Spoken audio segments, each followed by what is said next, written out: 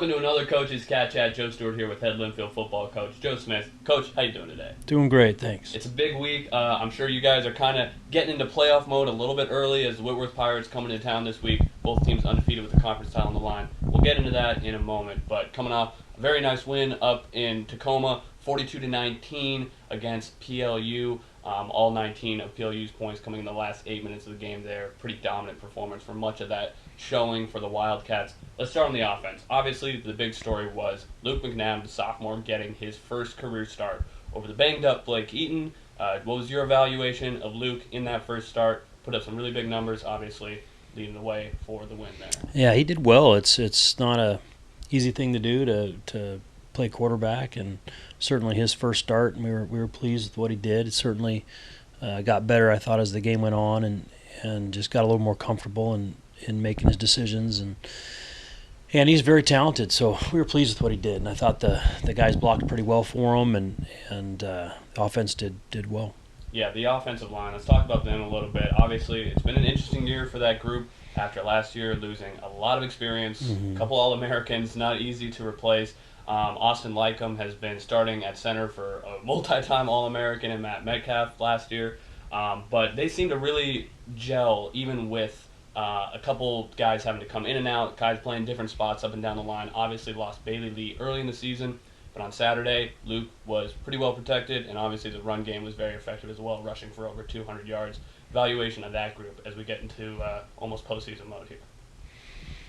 Well, I think, Coach Heck's done a great job of as you mentioned, filling some holes with some injuries that we've had, and replacing all that experience. Boy, was quite scary.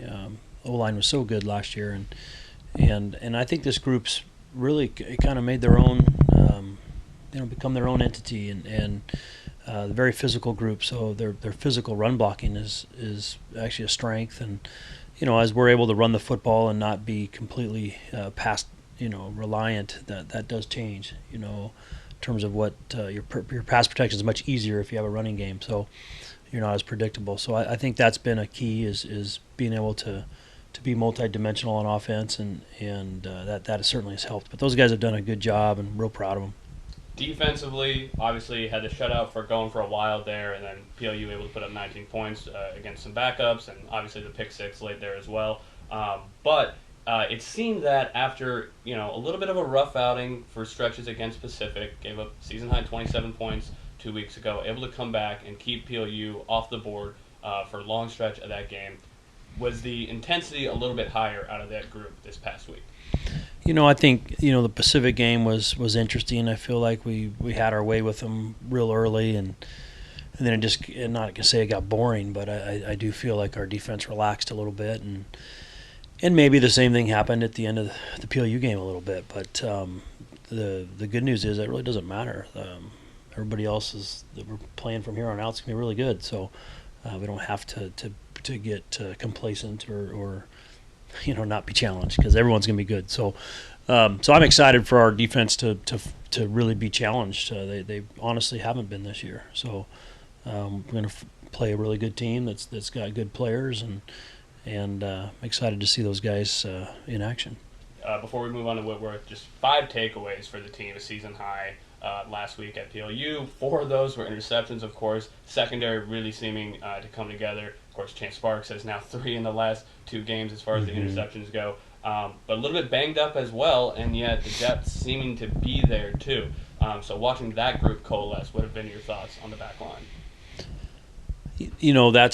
That was a concern. We lost Colby, and a great player, all conference player for sure, and then we were out Jet too. So and Mr. Wolf as well. So we took some pretty big hits in that secondary, and I thought the guys really filled in. Peyton Anhorn came in and played great. I was very pleased with that, and Ben's been a rock for us all year. So I think as that secondary continues to gel, and honestly the corners continue to improve every week, and they are, and I'm really excited about their playmaking ability. You're starting to see that as those guys get more comfortable, and that'll bode well for us. So yeah, talking about Whitworth this week, they're coming off a great season, one of the better teams we've seen out of them in a few years, and I mentioned it earlier, but it kind of feels like playoff mode coming early. Of course, the winner of this game winning into the a national tournament. Are you guys trying to crank up the intensity, practice, preparation, that kind of stuff going into this next week? Well, hopefully not. Hopefully we've got the same intensity every week, and I hope we do. So no, we're not purposely trying to do that. I think if anything, just trying to go about our business and prepare like we always do, and hopefully that's preparing well and being prepared for whomever we play. So no, I think it's a big game. There's no question. Good talent. Their offense is outstanding. Their defense is strong, and their special teams are great. They're well coached. They don't have any flaws. They don't have any weaknesses. So we're going to have to earn it the old-fashioned way and out-block them and out-tackle them and make plays.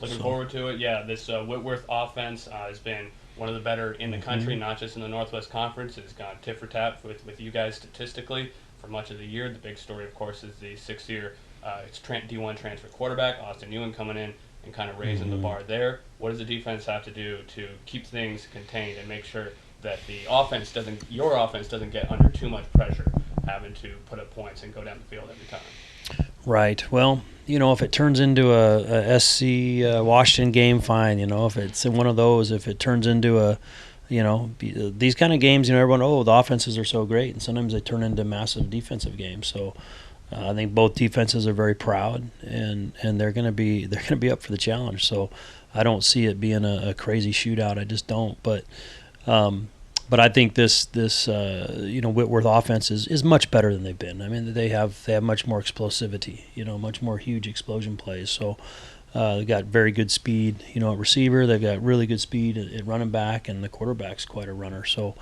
they're very explosive. I think that's what it'll come down to, is just explosive plays, and ultimately that's usually tackling.